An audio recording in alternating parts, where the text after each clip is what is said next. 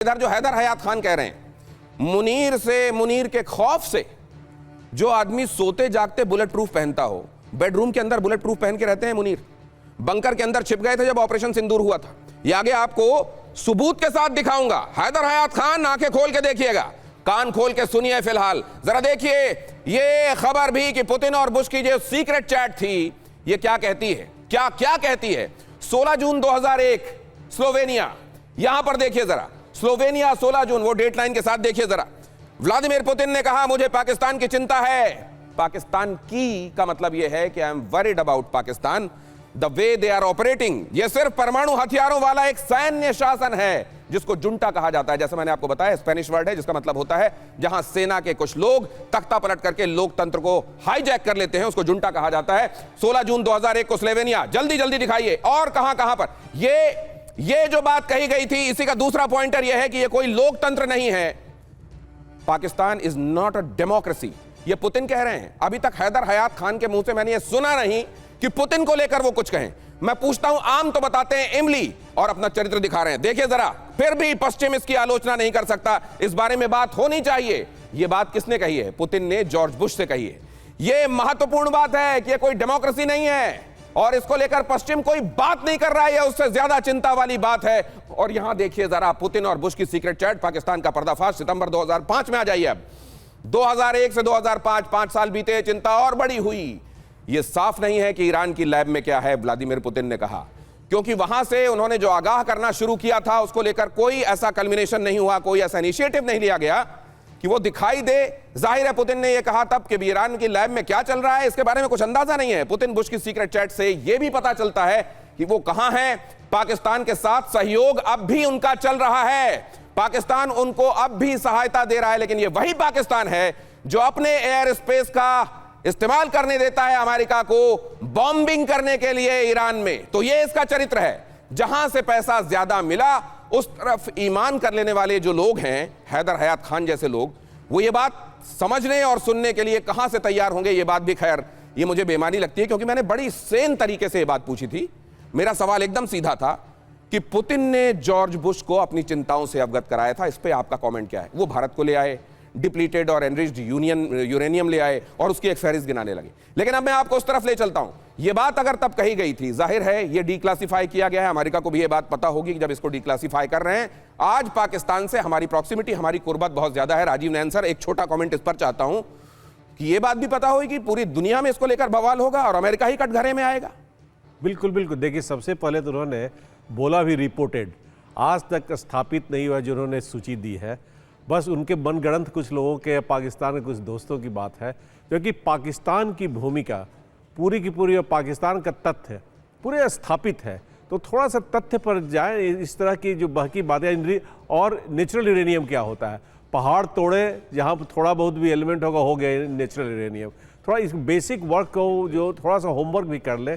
अब depleted uranium सब पर उनसे लंबी बात हो सकती है। अब आपने जो सवाल उठाया, मैं थोड़ा उसका जवाब देना चाहता हूँ। बिल्कुल, यह एक बहुत बड़ी राजनीति है अमेरिका की भी, और ये बहुत बड़ा उनका जो अभी खुश हो रहे हैं कि मुनीर अकरम बड़ा सारी दुनिया तरफ फैल रहा है। अब देखिए, उन्होंने ऐसे समय डिक्लासिफाई किया, किस समय किया? तो अब आप कुछ घंटों में देखिए कि आपके अमेरिका क्या दुर्दशा करता है। सुबह से शाम तक पाकिस्तान की जो बुरी स्थिति की है, वहाँ के लोग त्राही त्राही है कि हमने क्यों अमेरिका से दोस्ती की। आपको 2011 के बाद फिर क्या हाल किया, फिर छोड़ दिया, फिर आया। तो देखिए, पाकिस्तान और अमेरिका अपना एक अलग खेल खेलते रहता है, लेकिन चिंता नहीं। लेकिन सर, ये बात आरजू काज़मी जी से मैं जानना चाहता हूं कि पाकिस्तान को अमेरिका की सोहबत, ये वहां के जो जानकार लोग हैं, जिनको मालूम है, कई लोग कहते हैं कि गोरा जब भी यहां पर आया यहां खून बहा, वहीं के लोगों से मेरी बात होती और उन्होंने बताया कि हाँ साहब हमारे यहां यह हुआ है। लेकिन पीपल एट लार्ज वो अमेरिका को अपना रहबर मानते हैं कि दुश्मन मानते हैं, क्या मानते हैं? देखिए, हर एक का पॉइंट ऑफ व्यू डिफरेंट है, लेकिन बात सारी ये है कि चाहे चाइना हो चाहे अमेरिका हो, दोनों ही हमारे बॉस हैं, दोनों से ही हम पैसा लेते हैं, दोनों से ही हम कहीं ना कहीं अपनी इकोनॉमी को चलाने की कोशिश करते हैं, क्योंकि जो भी गवर्नमेंट आती है वो इकोनॉमी पे तो काम करती नहीं है। तो इसी तरह कैसे world bank, IMF, Saudi Arabia, China, जब किसी मुल्क को आप सालों साल किसी इस तरह के कर्जों पे चलाएंगे तो फिर उसके बाद आपके पास कौन सी चॉइस रह जाती है कि आप अपनी मर्जी चला सकें।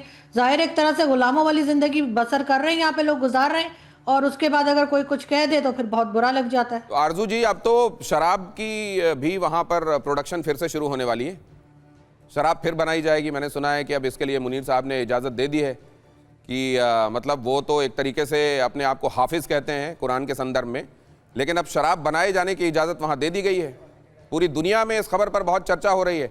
क्या ये भी इकोनॉमी का ही तकाजा है? ये भी आऊँगा आगे तो आपसे समझूंगा, लेकिन उससे पहले मुनीर के खिलाफ देखिए, पाकिस्तान में ये जो कह रहे हैं कि मुनीर उनके ऐसे हीरो हैं कि पूरी दुनिया में उसके चहलते पाकिस्तान का बड़ा दबदबा बढ़ा है। सुनिए जरा अपने घर में क्या हाल है मुनीर का, देखिए। मुनीर के खिलाफ पाकिस्तान में बड़ी नाराजगी। मुनीर के सीडीएफ बनने से पाकिस्तान के मौलाना नाराज। पाकिस्तानी मुफ्ती ने सीडीएफ बनाने को नाजायज बताया। मुनीर का ओहदा इस्लामी सिद्धांत के खिलाफ है, मुफ्ती ने कहा। मुफ्तियों के सम्मेलन में मुनीर के खिलाफ देखी गई नाराजगी। मुफ्ती के निशाने पर पाकिस्तान की सेना और शहबाज सरकार। सुनिए, ये सुन लीजिए आप, ये तक कहा जा रहा है कि इस्लाम के खिलाफ है किसी को इतना शक्तिशाली बनाया जाना। मुनीर पर बड़ा पर्दाफाश देखिए, 24 घंटे बुलेट प्रूफ जैकेट में रहते हैं मुनीर, जिस खबर का मैं आपको हवाला दे रहा था। ये हैं इनके हीरो, 24 घंटे अपनी जान की चिंता, 24 घंटे बुलेट प्रूफ पहने रहते हैं, सोते जागते बाथरूम तक में कहते हैं बुलेट प्रूफ पहन के जाते हैं।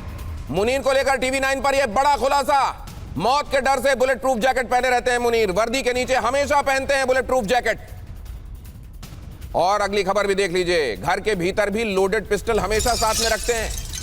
पूर्व पीएम के विशेष सलाहकार शहजाद अकबर का दावा, बेडरूम के बाहर हर वक्त स्पेशल फोर्सेस की तैनाती रहती है। खौफ इतना कि विदेशी लॉबिंग पर भी पाकिस्तान का पैसा खर्च किया जा रहा है। सुन लीजिए जल्दी से।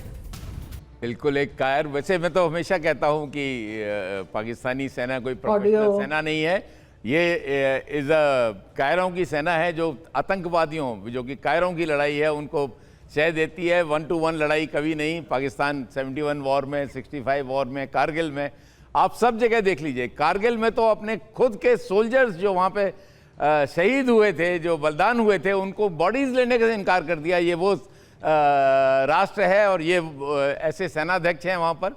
तो ये एक प्रोफेशनल आर्मी नहीं है।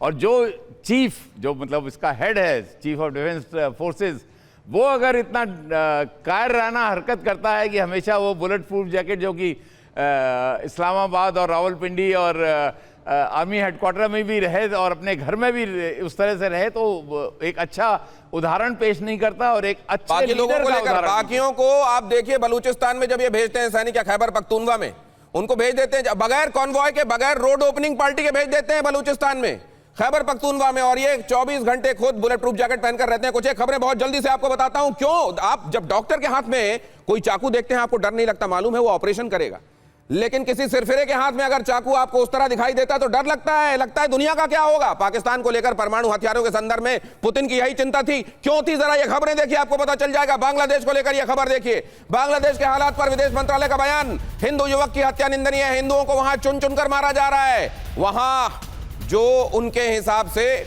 इस्लाम को मानने वाला नहीं है उसका कत्ल कर दिया जाना चाहिए। ऐसे लोगों को उनकी निगाह में जीने का अधिकार नहीं है। और यह नजरिया कहां से पैदा होता है? पाकिस्तान के कट्टरपंथी सोच जब फैलती है तो यह नजरिया पैदा होता है। अल्पसंख्यकों के खिलाफ हिंसा चिंताजनक है। मिनिस्ट्री ऑफ एक्सटर्नल अफेयर्स ने यह बात कह दी है। सियासी हिंसा कहकर बच नहीं सकता बांग्लादेश। एमईए ने कहा बांग्लादेश में हो रही हिंसा पर हमारी नजर है। एमईए ने कहा अंतरिम सरकार में हिंसा की 2900 घटनाएं हुई हैं। एमईए ने इस बात को रेखांकित किया। विदेश मंत्रालय के प्रवक्ता रणधीर जायसवाल का यह बयान, बांग्लादेश में भारत के खिलाफ झूठा नैरेटिव फैलाया जा रहा है।